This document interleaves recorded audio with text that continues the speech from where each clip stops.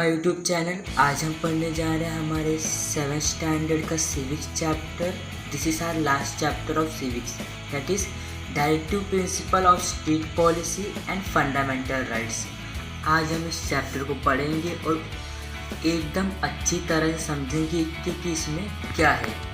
In the last two chapters, we have studied the fundamental rights guaranteed by our constitution। यानी कि जो हमारा last का दो चैप्टर्स था, हमारा लास्ट का दो चैप्टर कौन कौन सा था? Fundamental right part 1 and fundamental right part 2। यानी कि दोनों चैप्टर फंडामेंटल राइट्स के ऊपर थे, जिसमें हमने क्या पढ़ा? फंडामेंटल राइट्स के ऊपर पढ़ा जो हमारे कॉन्स्टिट्यूशन ने हमें दिए रखे हैं। We learn what rights Indian citizen enjoy. यानी कि हमने ये भी पढ़ा कि जो इंडियन सिटीजन है वो कौन कौन से राइट्स को इंजॉय कर रही है, क्योंकि उनके पास अगर राइट्स नहीं होता तो वो इंजॉय नहीं कर सकते थे। We also learn that the rights have judicial protection. और हमने ये भी पढ़ा कि हमारे राइट्स का जो हमारे राइट्स है, जो हमारे अधिकार है, उन पे जुडिशल प्रोटेक्शन मीन्स आपको पता होगा, ये पता नहीं बताता हूँ। जुडिशल प्रोटेक्शन मीन्स हमारे जो कोर्ट है, अगर हमारे अधिकार हमें नहीं मिल रहा है, हमसे कोई हमारा अधिकार छीन रहा है, तो हम कोर्ट में जाकर न्याय अवश्य मांग सकते हैं। उसे कहते हैं प्रोटेक्शन। किसका प्रोटेक्शन? जुडिशल का protection. We understood the importance of fundamental rights in our individual and public lives। और हमें यह भी पता चला कि हमारे अकेले और जो पब्लिक है उनके लाइफ्स में फंडामेंटल राइट्स का क्या महत्व है, और अगर वो सारी चीज़ें नहीं होती तो हम अपना लाइफ किस तरह जीते। मतलब फंडामेंटल राइट्स का बहुत ही ज़्यादा महत्व है। फॉर एग्ज़ाम्पल, अगर राइट टू लिबर्टी नहीं होता तो क्या हम एक इंडिपेंडेंट लाइफ जी सकते थे? नहीं जी सकते थे, क्योंकि राइट टू लिबर्टी का मतलब ही यही है कि फ्रीडम। वो हमें फ्रीडम देती है हर एक चीज़ में, कि हम फ्रीडम है, हम कोई भी कदम उठा सकते हैं सरकार के दायरे में रहकर। विद दिस बैकग्राउंड, और इसी के चलते, इसी सारी इन्हीं चीज़ों के साथ, we shall now understand what the directive principle of state policy are. और इसी के चलते हम आज ये पढ़ेंगे कि directive principle of state policy क्या है। Fundamental rights put restriction on the power of government. अब जो फंडामेंटल राइट्स है वो गवर्नमेंट के ऊपर रेस्ट्रिक्शन लगाती है। किस तरह लगाती है रेस्ट्रिक्शन? फॉर एग्ज़ाम्पल, अब कोई पुलिस वाला है, हमें पकड़ रहा है, तो वो क्यों पकड़ेगा? हमें जेल के पीछे क्यों डालेगा? उसके पास वारंट रहना चाहिए, सबूत रहना चाहिए कि हमारा गुनाह क्या है। और वो अगर वो हमें हमारा वारंट दिखाएगा तो कि तुमने यह गुनाह किया है, तभी वो हमें जेल के पीछे डाल सकता है। हाँ, तभी जेल के पीछे जा सकता है, उसके पहले वो हमें हाथ भी नहीं लगा सकता है। इसलिए फंडामेंटल राइट्स हमें, मतलब पुलिस वालों को और भी सारे नेता होते हैं, वो भी मतलब लॉ के दायरे में अगर काम करते हैं, जो कि उनके ऊपर एक रेस्ट्रिक्शन लग जाता है कि पब्लिक को तुम्हें एक अच्छी तरह से पेश आना है उनके साथ, क्योंकि अगर तुम उनके साथ अच्छे से व्यवहार नहीं करोगे तो शायद अगली बार तुम्हारी पार्टी ना बन पाए। जो गवर्नमेंट का जो पार्टी रहता है वो अगर पब्लिक वोट करते हैं तभी बनता है, उसके पहले वो सारी चीज़ें नहीं बन पाती। A few such restriction upon the states are listed below. और उन्हीं में से कुछ जो रेस्ट्रिक्शन है वो यहाँ पर नीचे कुछ पॉइंट्स में दिए हैं, अभी वो पढ़ते हैं हम। States shall not discriminate among the citizen on the basis of caste, religion, race, language और sex।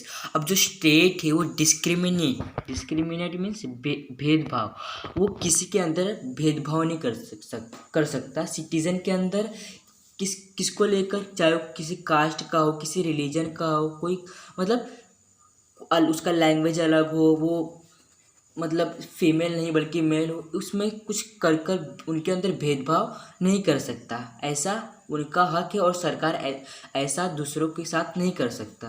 कुछ भी डिस्क्रिमिनेशन उनके अंदर कर ही नहीं सकता।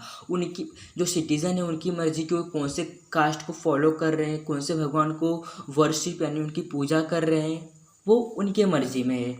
State shall not deny anybody equality before the law and equal protection the law.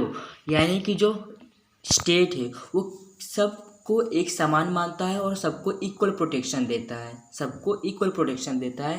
पर ये जो ये पॉइंट है वो इंडिया में बहुत ही कम दिखाई देता है। पता है क्यों? क्योंकि हम देखो कभी कभी देखते हैं कि जो पुलिस वाले रहते हैं और कुछ जो जाने माने जो मतलब कुछ गुंडे टाइप के जो लोग होते हैं, अगर वो पुलिस को कॉल करते हैं तो उनके समय पर पुलिस क्या होती है, जल्दी से आ जाती है। पर कोई एक सामान्य इंसान कॉल करता है तो वो बहुत ही टाइम लगाते हैं, बहुत ही टाइम लगाते हैं। इसलिए वो सबको इक्वल प्रोटेक्शन नहीं दे रहे हैं, सबको इक्वल प्रोटेक्शन नहीं दे रहे हैं।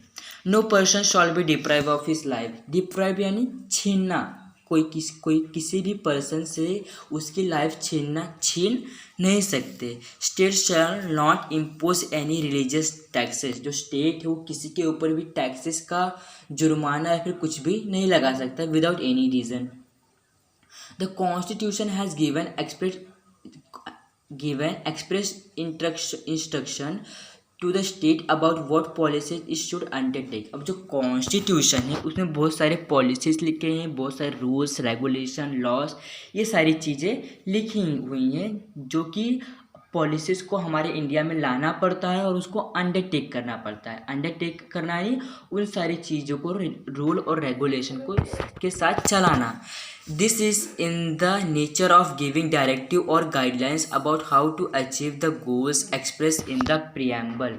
और यानी कि जो ये नेचर है, जो डायरेक्टिव प्रिंसिपल्स है, मतलब जो गाइडलाइंस जो देती है वो हमारे जो प्रियम्बल्स में जब लिखा हुआ है और उन्हीं के चलते ये सारी जो चीज़ें हैं, अब जो अंडरटेक करने वाला लॉस और रेगुलेशन को वो सारी चीज़ें प्रियम्बल में लिखी हैं और उसी के चलते जो हमारे स्टेट में पॉलिसीज़ लाई जाती हैं उस सबके वेलफेयर के लिए काम किया जाता है, सबके अच्छाई के लिए काम किया जाता है। और जो फंडामेंटल राइट्स जब हम सिटीज़न को देते हैं तो उनका भी फ़र्ज़ बनता है कि गवर्नमेंट से कोऑपरेट करे। Hence they are called the directive principle of state policy. और इसी को directive principle of state policy कहा जाता है। स्टेट पॉलिसी मतलब स्टेट में अलग अलग पॉलिसीज़ लाना, सबके वेलफेयर के लिए काम करना, सबके अच्छाई के लिए काम करना, उसको बोलते हैं directive principle of state policy. Why were the directive included. अब डायरेक्टिव बना किस लिए? वैन इंडिया वॉन इंडिपेंडेंस, जब इंडिया इंडिपेंडेंस जीता, वॉन यानी जीतना, जब इंडिया ने इंडिपेंडेंस जीता किससे? ब्रिटेन से, ब्रिटिश लोगों से। We face a great challenge of establishing order and carrying out smooth administration. और जब इंडिया ने एडमिनिस्ट्रेशन जीता, मतलब इंडिया को जीता किन लोगों ने? हमारे गांधी जी ने, जवाहरलाल नेहरू और भी बहुत ही फ्रीडम फाइटर्स थे जिन्होंने मिलकर इंडिया को आज़ादी दिलाई। तो जो ये we face a great challenge to establishing. और अब उस समय जब ब्रिटेन राज किया करती थी तब वो अपने हिसाब से जो हमारे इंडिया को चलाया करती थी और जिस हिसाब से वो चलाया करती थी वो बहुत ही गलत तरीका था। इसलिए जब इंडिया आज़ाद हुआ तो सबके सामने बहुत ही बड़ा चैलेंज आ गया कि हम अपने एडमिनिस्ट्रेशन को किस तरह चलाएंगे, हम कौन से रूल्स रेगुलेशन लाएंगे ताकि जो गरीब है, जो मजदूर है, वो सब भी आगे आ सके, किसी बैकवर्ड को मतलब पीछे ना रखा जाए, सारे रिलीजन को आगे लाया जाए ताकि जो हमारा एडमिनिस्ट्रेशन है इंडिया का वो बहुत ही स्मूथली और अच्छे से चल सके। Eradication of poverty, backwardness and illiteracy had to be urgently pursued. और इसी के चलते जो पॉवर्टी था, पॉवर्टी जो मतलब रोजगार थे, मतलब जो कमाने के लिए इधर उधर घूमा करते थे, और या फिर जो बैकवर्ड के जो लोग थे उनको मतलब ये सारी चीज़ों को ख़त्म करना था इंडिया में से। इसलिए उन्होंने अर्जेंटली इन सारी चीज़ों के ऊपर ज़्यादा ध्यान दिया। कब? जब हमारा देश आज़ाद होने के बाद। The task of nation building had to be undertaken. और इसी के चलते जो हमारे नेशन को बिल्ड करना था उसको हमारे दायरे में लेकर उन पर काम चलाना शुरू किया। For this, new policies had to be drawn up and their implementation had to be undertaken। और इसी के चलते जो बहुत सारे पॉलिसीज़ को हमारे इंडिया में लाया गया और उन पर काम चलाया गया ताकि सबको वेलफेयर मिले, सबको एक तरह का इक्वालिटी मिले और सबको मतलब इन सारी चीज़ें के अंडरटेकन सबको लाया गया। The goals of people's welfare had to be achieve. और सब जो पीपल्स के वेलफेयर सबको अब काम क्यों कर रहे थे, ताकि पीपल्स को उनका वेलफेयर मिले और वो खुद खुशी से रह सके।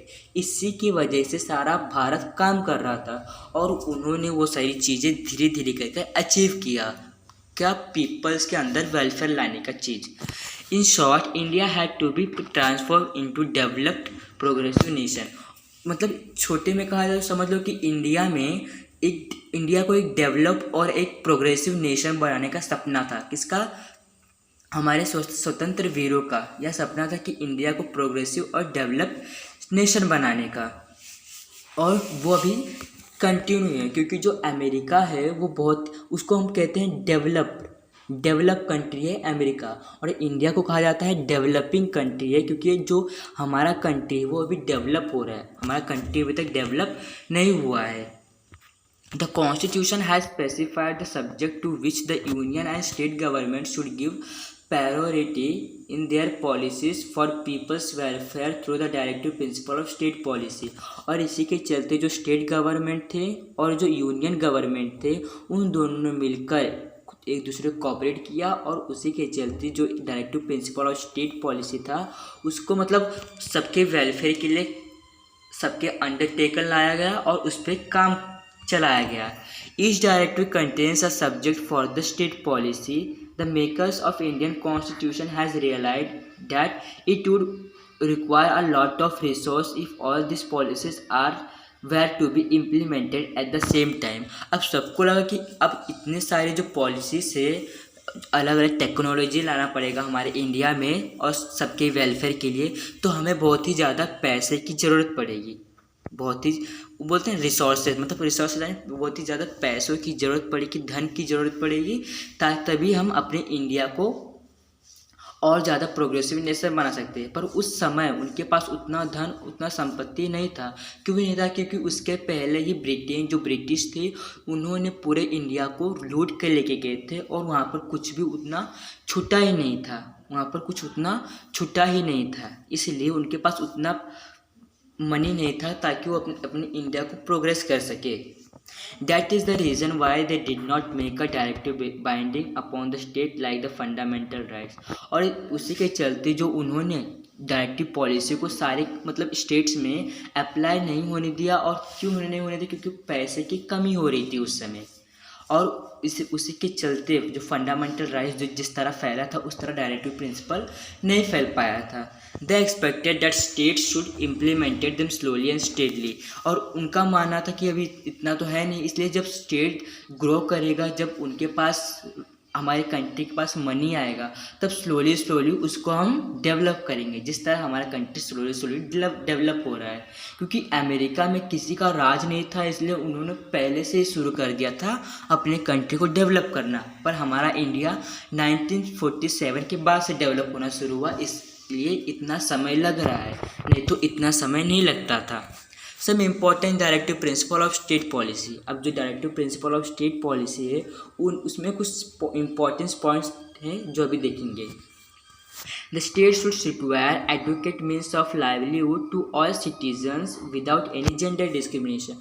अब जो स्टेट है वो सबको एक समान प्यार दे, एक समान सबके अंदर किसी की भी डिस्क्रिमिनेट ना करे, और सबको मतलब एडवोकेट लाइवलीहुड समझ लो कि सबको एक तरह का इक्वलिटी दे, बिना जेंडर डिस्क्रिमिनेशन किए। फीमेल है और ये मेल है, हम इनको ज़्यादा देंगे, इनको कम देंगे, ऐसा उनके अंदर नहीं रहना चाहिए। किनके अंदर? स्टेट के अंदर।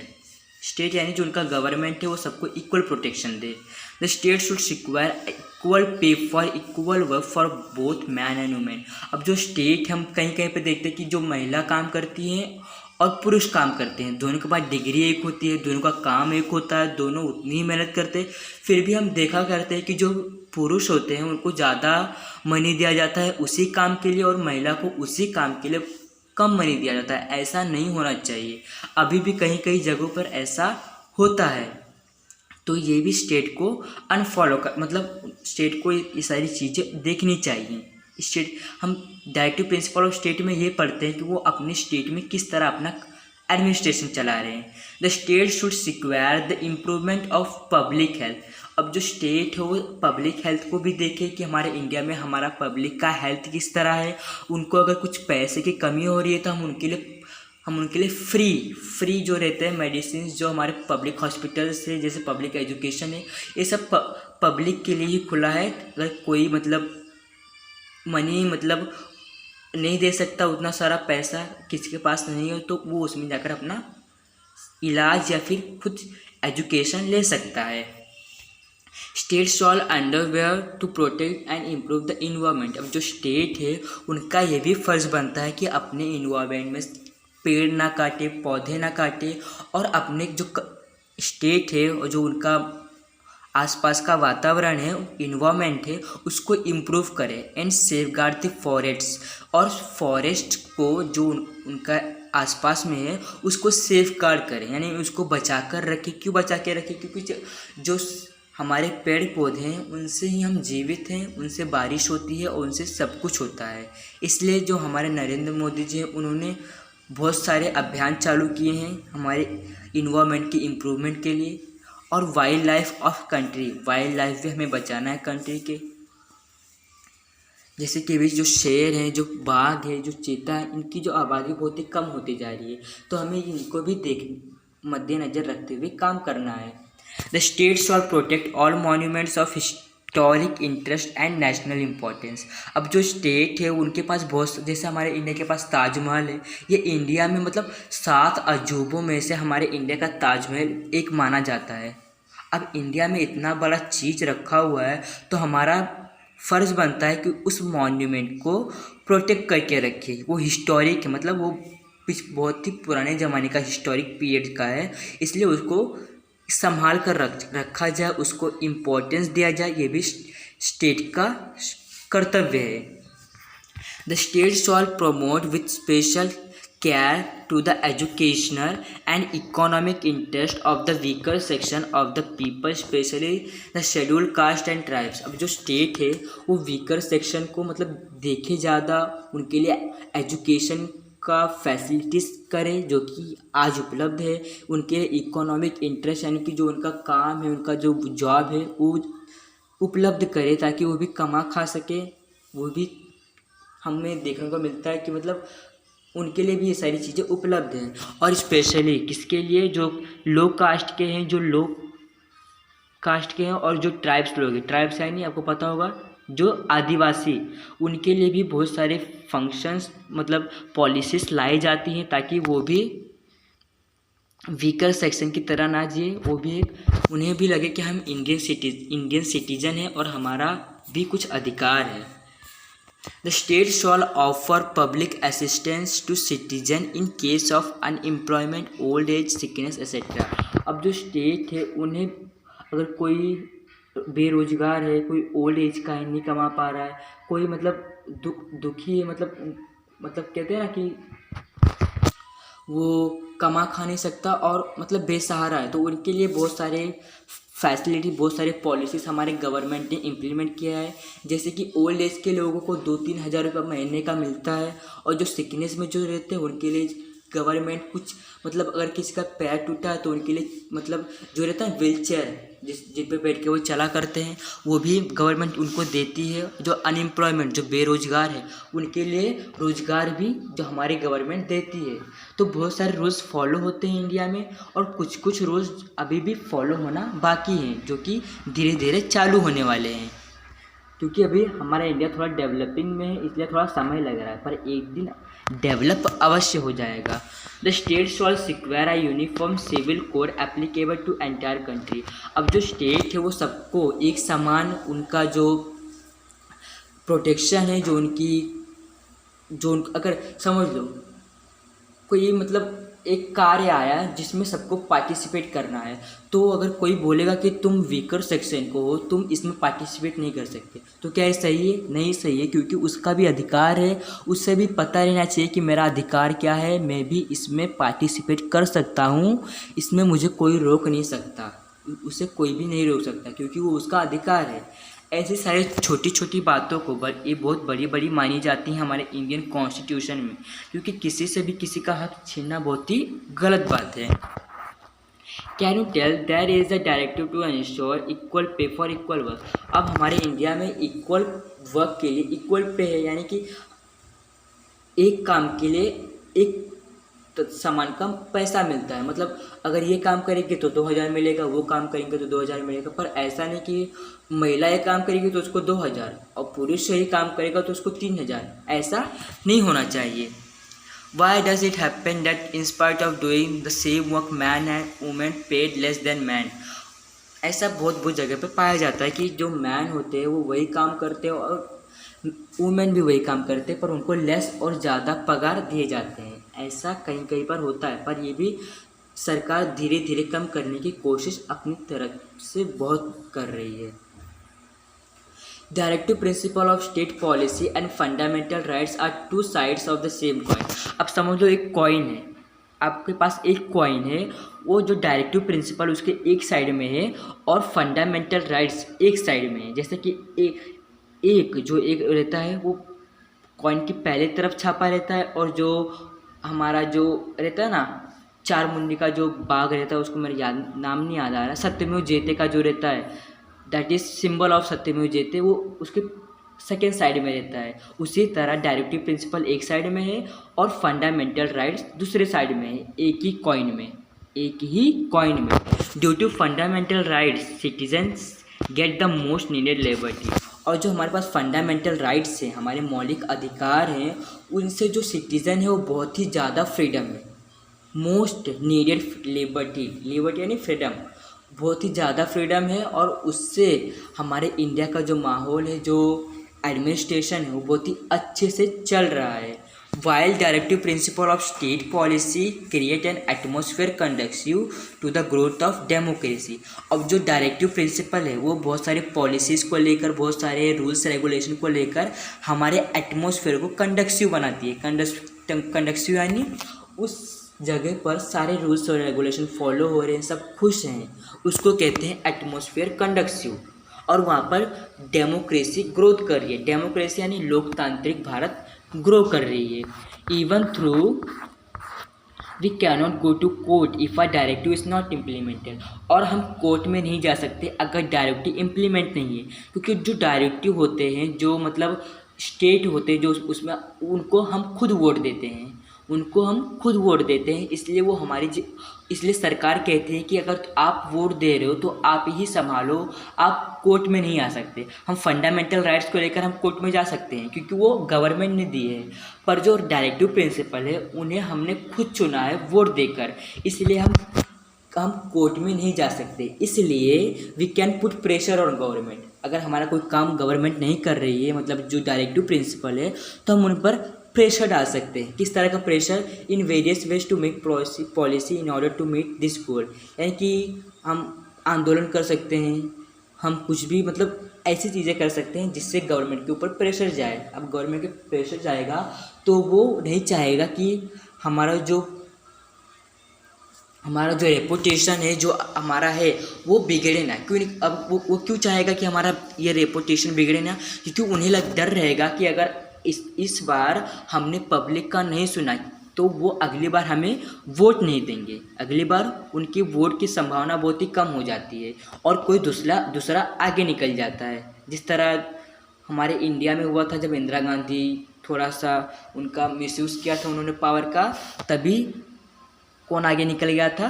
भारतीय जनता पार्टी आगे निकल गई थी। उसी तरह इन्हें भी डर रहता है कि कोई दूसरा पार्टी आगे ना निकल जाए, इसलिए पब्लिक के वेलफेयर के लिए अपना कुछ मान जाते हैं, मतलब ये भी पब्लिक के सामने झुक जाते हैं। What else do you think that government should do for students? अब आपको क्या लगता है कि गवर्नमेंट को स्टूडेंट्स के लिए क्या करना चाहिए? हाँ, कुछ तो होंगे जो स्टूडेंट्स में जो मतलब बहुत ही मतलब कहीं पर होता है कि मतलब कुछ विलेजेस होते हैं, कुछ ऐसे गांव होते हैं जहाँ पर अभी भी जो स्कूल्स नहीं बनाए गए हैं, पब्लिक स्कूल जहाँ पर बच्चे पढ़ सकें। Make a list of your demands. आप जो अपनी डिमांड से जो आपके मन में जो आ रहा है कि अभी भी स्टूडेंट्स को कौन कौन सी चीज़ें नहीं मिल पा रही हैं, तो वो आप उसका लिस्ट बनाइए और अपने टीचर के साथ शेयर कीजिए। How would you convince other that your demands are just? अब आप किस तरह सबको कहोगे कि ये डिमांड सब में होनी चाहिए। ये डिमांड सब में होनी चाहिए। Which improvements will be possible with the following facilities offer by the government. और जो बहुत सारे इम्प्रूवमेंट्स, अब public toilet, clean water supply, vaccination of children, अब इसमें आपको क्या लगता है कि इसमें और भी इम्प्रूवमेंट लाया जाए? मुझे कमेंट सेक्शन में बताइएगा। इसी के साथ हमारा जो लेक्चर है ये ख़त्म हुआ। अगले पार्ट में हम पढ़ेंगे फंडामेंटल ड्यूटीज़ के बारे में, कि हमारे अगर हम गवर्नमेंट से फंडामेंटल राइट्स हमें देती हैं और हमारा भी फ़र्ज़ बनता है कि फंडामेंटल ड्यूटीज़ हम गवर्नमेंट को दें, जिससे हमारे अंदर लोकतांत्रिक रहेगा, हम एक दूसरे को कोऑपरेट करेंगे। ये सारी चीज़ें हम नेक्स्ट पार्ट में पढ़ेंगे। एंड अभी के लिए goodbye and please like and share to our channel. Thank you very much. Bye bye.